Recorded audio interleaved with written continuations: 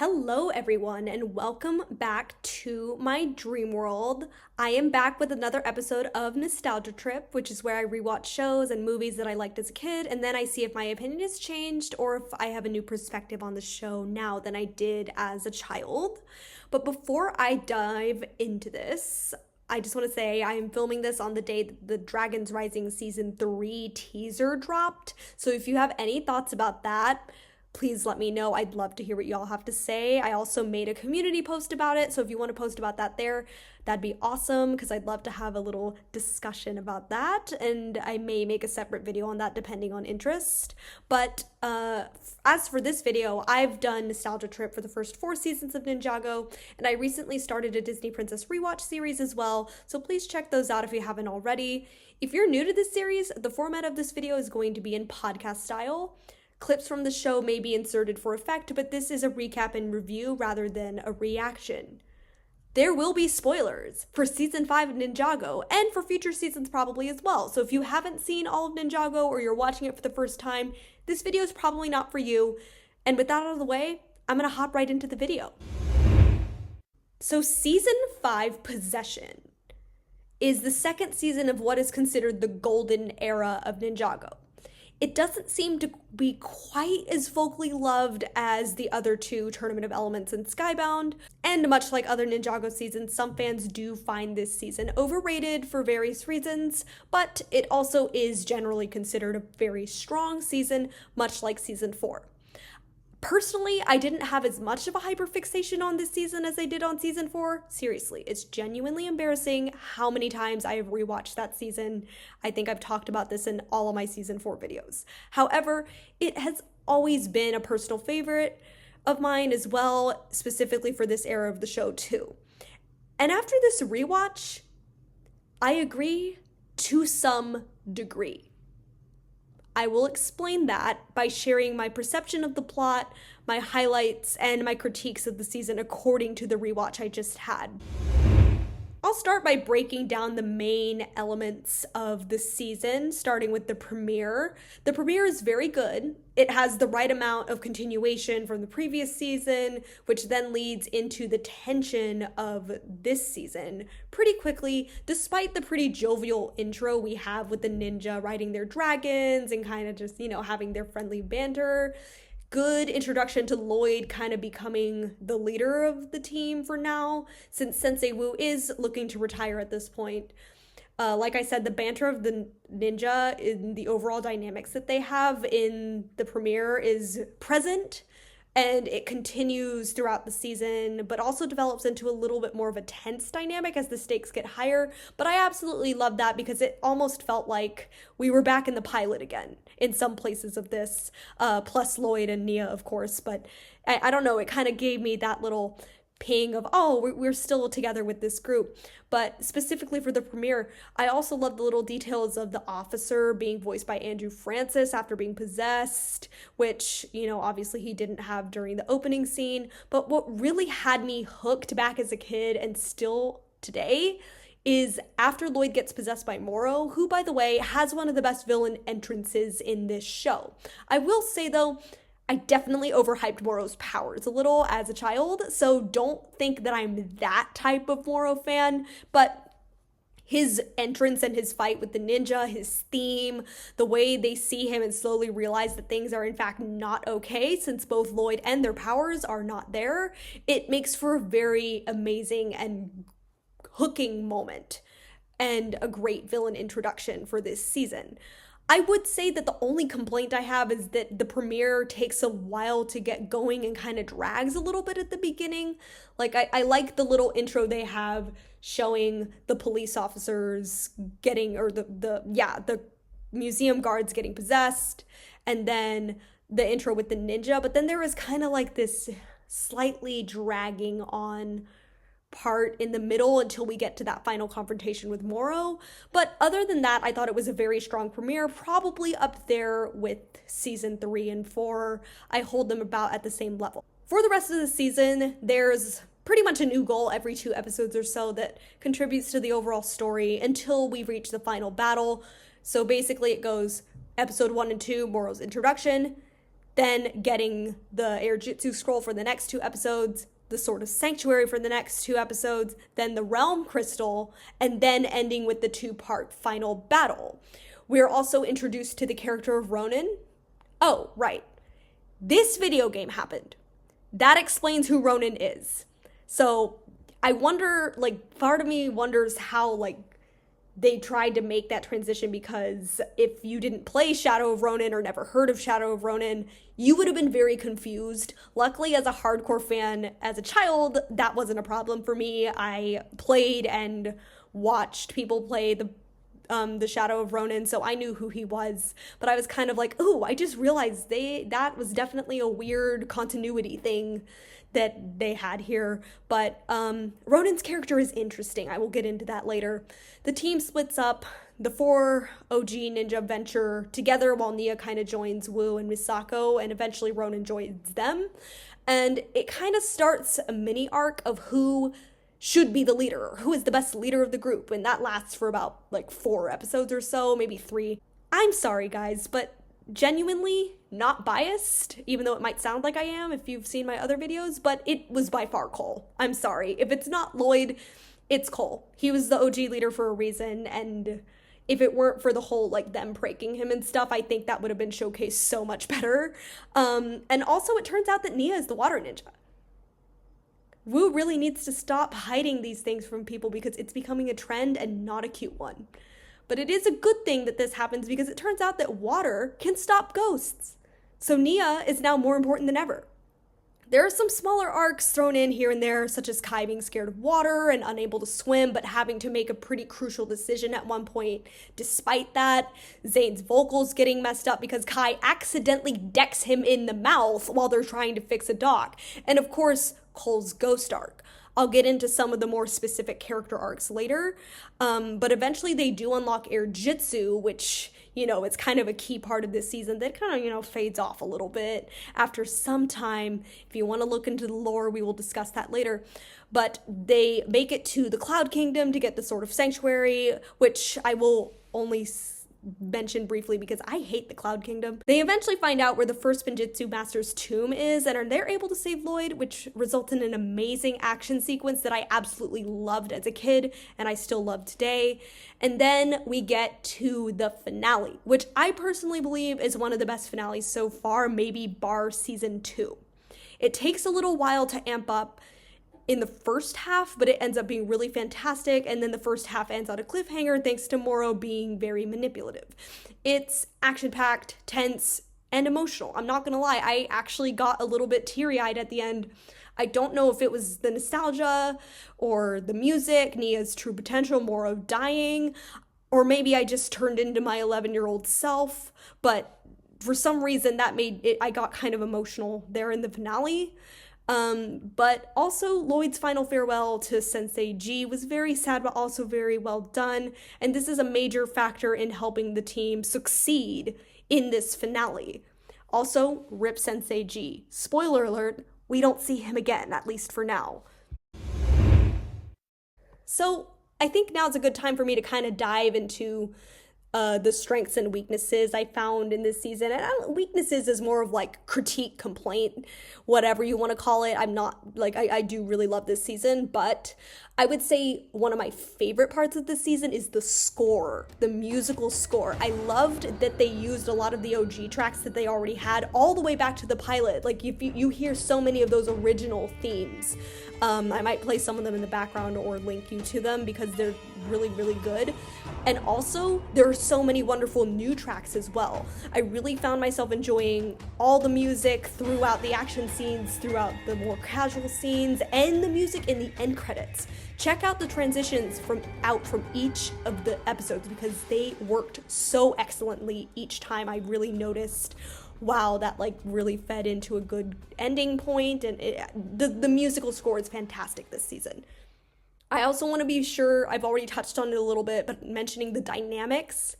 This season very much is a team season. I mean, obviously, some ninja have more focus than others, like Kai, Nia, and Lloyd and Cole. Jay and Zane kind of take a backseat this season, but it is still very much a team season, and that makes for some really fun dynamics between the ninja. I said this earlier, but it kind of feels like we went back to the original four dynamic from the pilot a little bit. Most of the season is them together without Lloyd and generally without Nia as well. So it was really fun. We got some great banter and eventually some fantastic teamwork because they kind of start out a little messy. But, I just really, I really loved seeing all four of the OG4 working together. That I tend to like team seasons more than character focused seasons just because we see a little bit of everybody shine in those types of seasons. So that's why this is a highlight for me. As for my critiques, this is more of a inconsistency that I found, and that's the action scenes. Some people might disagree with me on that, but this season does have some fantastic action scenes, like Kai versus Moro on the ship, all of the Ninja versus Moro in the tomb. Those were all excellent, but I don't really know how to explain it, but some of the action felt very inconsistent, and I mean that in terms of quality. I feel like a lot of it seemed much slower paced, especially compared to some of the creative fights we had in season 4. And also, even once they get their powers back, because I know, for the vast majority of the season, they don't have their powers. So obviously they can't get as creative in that department, but they still have major training in martial arts and stuff like that. And I feel like we didn't really see that as much. And then even when they do get their powers back, they don't really use them that much, which is kind of weird. Maybe they got used to not using them, but that just felt very strange to me. That's not to say that the action was bad, but I feel like every other season has done better in terms of good action scenes. So I found that quite interesting in contrast. I also do want to point out the pacing. This season does kind of suffer from the same thing that season 2 does and has the opposite problem of season 4. And by that, I mean the buildup in lore takes a while to really get going. And it leads to a fantastic final act of the season, but also it makes the first half a little bit sluggish to get through, at least in comparison. The writing itself is very, very consistent. I don't think any of the episodes were bad. It just takes a little while to really get good. Pacing between the arcs are pretty well done. I feel like the transitions were good, which is something Ninjago actually seems to struggle with a lot of the time. But I do think that the actual pacing of the plot causes the first half of the season to lag a little bit compared to the second half of the season. Prime examples for me were that Nia's arc went very in and out throughout the season. She could have been the best part, at least in terms of character arc, but her growth wasn't as focused on and kind of was not, it was a little too shifty for me. I remember I thought I remembered her being way more focused this season, but she wasn't, despite being a major part of it. And I wish we got more backstory on the Preeminent before the big reveal. A lot of parts of this season felt, if you know the phrase, show don't tell, that kind of is the problem I had with this season, and that's a writing issue in terms of structure, not in terms of content, but in terms of structure. So that is something that I noticed. I also noticed that the tone is a little bit inconsistent. I absolutely love that this season gets darker. There were bold decisions made in this season discussing death and straight up showing Moro's corpse. And I think it's confirmed that he was around 15 to 20 years old. So potentially they showed a child's corpse. But while I do kind of like the humorous banter between the ninja, I feel like the way that it was woven in during some of the darker scenes ends up taking me out of the darkness of this season more often than not, and that kind of disrupts the tension. It wasn't a major problem, but in the earlier episodes it is something that I noticed. Overall, I think that in terms of consistency, this season is up there with season 1 in terms of being entertaining throughout the entire season. That is, I didn't find there to be a dip in quality throughout the season or feel that any of the episodes were significantly weaker than the others. However, I do think that it lacks a little bit of an extra oomph. I would say that in terms of quality, season 4 had the best of the show in terms of entertainment.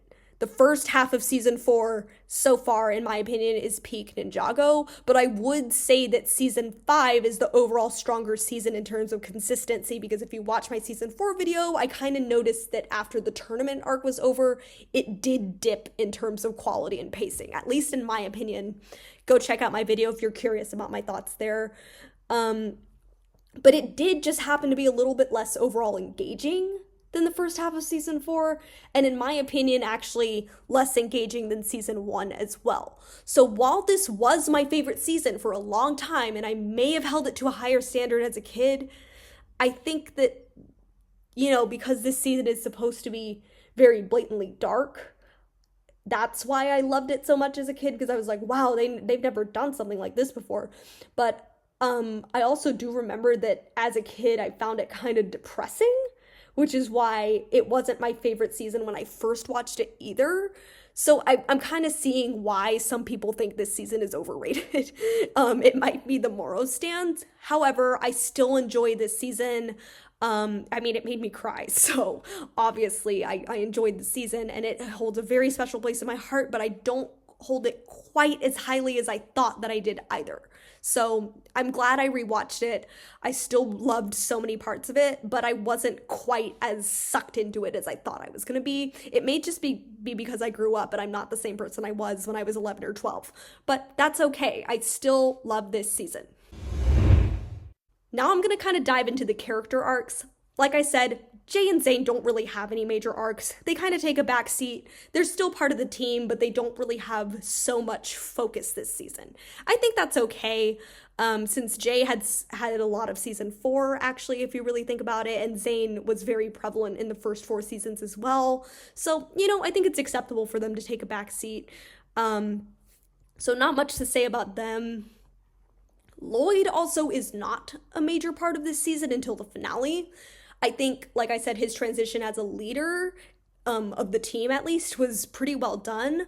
But him taking a back seat, I actually think was a good decision, because it highlights how important he actually is to the team, which is proven when he comes back. I know some people find Lloyd's writing to be very bland in some of the earlier seasons, and I agree to an extent, but I think him and his role on the team was highlighted quite well this season. Nia being the water ninja and is another reason why I really struggle with some of the later seasons, but Nia in this season, she starts out by acting a little bit cocky, like trying to prove that she doesn't need to be the water ninja to be strong. Everything she's done so far has worked really well for her, and that's why being a water ninja sucks. She hates it because it doesn't come easily to her. But now that I'm watching it as an adult, I'm realizing the reason she was acting like that is because she wants to be helpful. And she's proven to be helpful. She's proven to be a very strong asset of the team, and yet they're not letting her do that. So to her, it kind of feels like, what am I even doing then? Like, I should be out there with the guys, but why? But what really makes her realize that she does need to adapt to her new role, because even though she's good at being the samurai, it's not exactly helping her against the ghosts. So that's what causes her to actually embrace being the water ninja, because she realizes, if I'm going to help my friends, I have to do what Sensei Wu is telling me to do, even though he sucks at communicating. Also, it started raining where I was right when Nia summoned the rain in the show, so that was kind of funny. It takes her a while to get where she needs to be, but when she realizes how much of a clutch she really is as the water ninja, she plays a major role in defeating the ghosts and saved everybody when she unlocked her true potential. It was a great arc for her, and honestly, I wish it had a little bit more focus, because she could have been the best part of this season. This season is the most I have enjoyed Nia so far, 100%. So even though I wish there was a little bit more to it, I really enjoyed Nia this season. Then we get Cole. He becomes a ghost. That's kind of his thing this season. It's not super centered on like I thought it was, but it does become a key part of the season and a good character arc for him, I think, because he at first kind of feels like he's becoming the dead weight of the team and is scared that he can't live up to the rest of the team, or as his role as a strong one, but he ends up saving the team multiple times with his new ghost abilities and becomes much more comfortable with the situation, despite, it is kind of a drag being a ghost and not being able to touch water and stuff. but he finds a new confidence in himself. So I really liked this season for Cole. And you guys know at this point, if you've seen my other videos, that Cole's my favorite. So I pretty much the only season I don't like him in is season 3. Genuinely. Now, Ronan, I have a love-hate relationship with Ronan.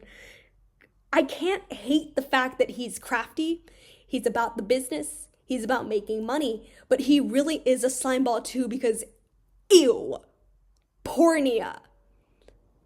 If that moment was not in there, I actually enjoyed their dynamic otherwise, and I love that he actually is an anti-hero. He always does what he thinks will benefit him, but he does have a little bit of a change of heart at the end of the day when it comes to Ninja. Well, at least for now. But he does end up coming in clutch when he needs to. He is one of the reasons that sometimes I wish the Ninja were not so keen on being the good guys, or, you know, if this wasn't a kid's show, because I would have held him for ransom so fast with the way he was acting about that bargaining situation.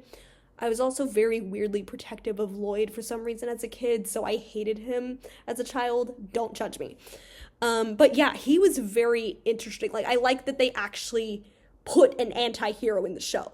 Moro is basically Tai Lung. He is what would have happened to Kai if things had gone very, very wrong. And he died trying to find the first Ninjutsu Master's tomb, causing him to be banished to the Cursed Realm. Seriously, this man wants to kill all of Ninjago because he wasn't the Green Ninja. Oh, Kai, I am so glad we saved you from that. I do think that as a youngin', I overhyped Moro. But at this point in the series, I do also believe that we hadn't seen a villain like him quite yet. His sad boy backstory kind of pulled in a good portion of the fandom on his side, and they remain to be very loyal to him to this day. But I will say, other than Garmadon, he is one of the few villains at this point that has an actual developed backstory that feeds into his character throughout. I still appreciate him as a villain, and they better not screw him up in season 3 of Dragon's Rising, because I will genuinely be upset. So, stance on Moro, still a strong villain in my opinion, but I do think I overhyped him a little bit as a kid, probably because the depressive backstory got to me. And he, you know, like, redeemed at the end. His real redemption is actually a little bit later. We might discuss, I'm still debating on whether I should discuss Day of the Departed or not. Y'all let me know, but we'll get there. But last but not least, certainly not least, I have to mention Kai. Poor Kai gets eaten up consistently throughout the first half of the season because well, let's be real. He is a little bit of a himbo. This is why we love him, but he also makes a lot of stupid decisions. Seriously. He sucks at bargaining, accidentally destroys Zane's language database. He's not as dumb as he was last season. I feel like he's less cocky this season, so he was more so just kind of impulsive rather than cocky.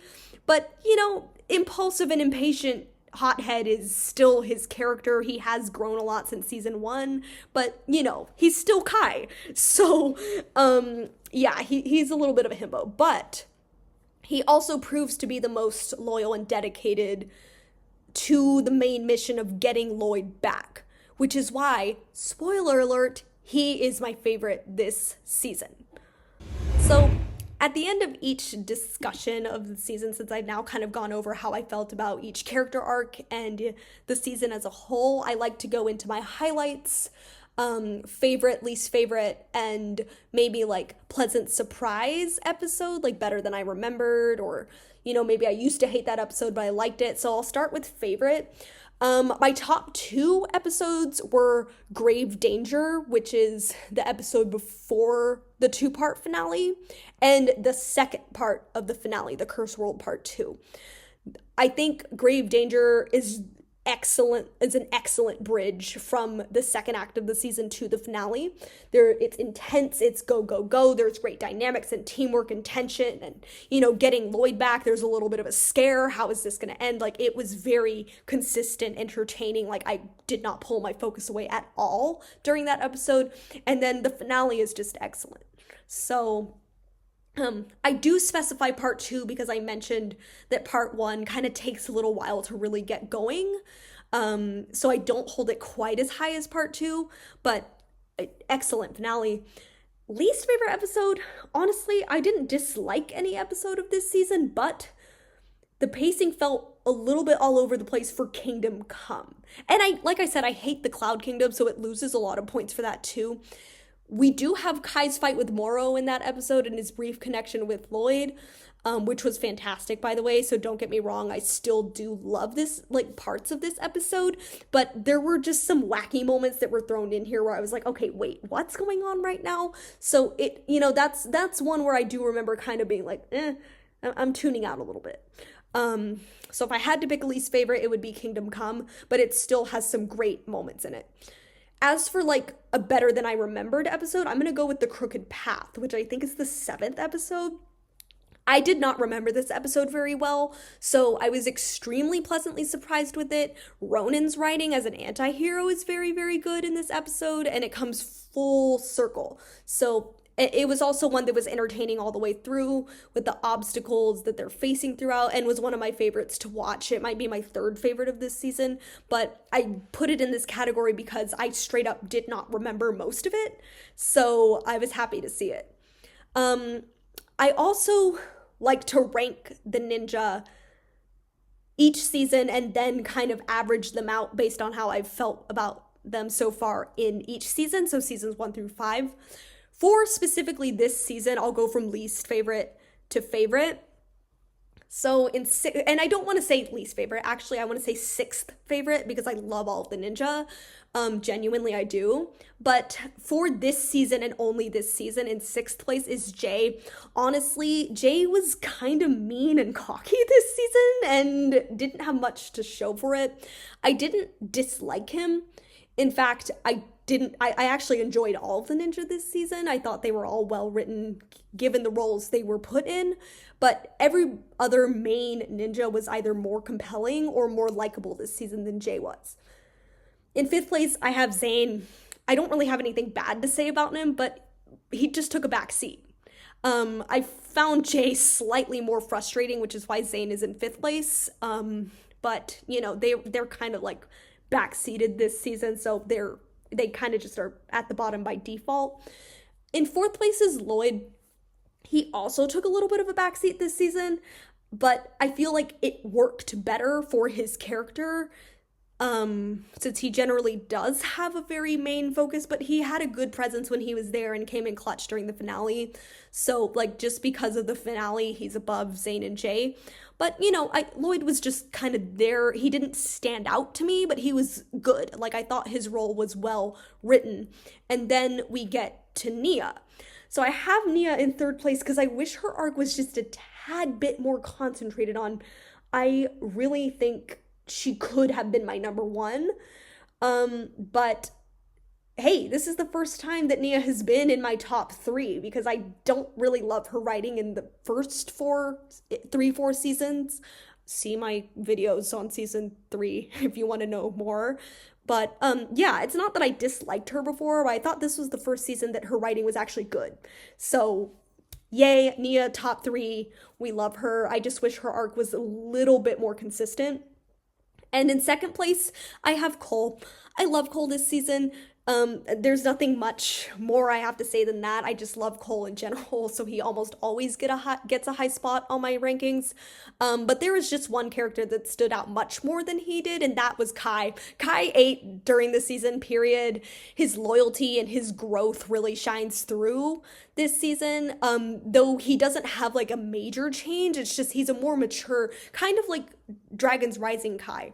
I've talked about him too, but this is where Kai really starts to show so much more maturity. Like we saw a little bit of it in season 4, but season 5 is really where he kind of takes that big brother role for Lloyd. And his loyalty is just really, really, I just really loved Kai this season. He gets my number 1 spot for this season specifically, and I think it fed off really well from his great season in season 4 as well. So yeah, he gets my number 1 spot. So as for the ninja's average ranking of the first 5 seasons overall, Nia is still unfortunately in last place, but she made a huge jump with her much higher placement because I've had her, I think, last place 3 times in a row. I'm so sorry, Nia stands. I promise I love Nia, but her writing gets better from here on out. Well, we still have Skybound and Hands of Time, but Nia is consistently improving from here on out, I hope. J stands are probably gonna hate me. He is in 5th place currently, but I feel like unfortunately Nia might dethrone him soon, so we'll see that. But again, I promise I love Jay. It's just I feel like in these next few seasons, well, Skybound is next, so we'll see what happens there. But yeah, Jay is currently in 5th place. Lloyd is in 4th place with a 4.0 average, so 4th place average 100%. Honestly, this feels about right for him. His writing gets better starting in like season 8. So Lloyd is kind of just there. I love him, but yeah, right now he's just kind of there. Cole is in 3rd place with a 3.0 average. He's working his way up because I think he was in, like, he's been kind of hovering around 3rd or 4th place right now. He has consistently been in 2nd place, but season 3 kind of tanked him a little bit. So, like, he should be top 2, but right now he's not. Zayn has officially been dethroned by Kai as my favorite ninja. I'm a little surprised because I don't remember loving Kai so much. I don't know if, like, because Zayn was my favorite ninja for the first 3 seasons, but unfortunately, I think seasons 1 through 3 was peak Zayn, so he has unfortunately gone downhill.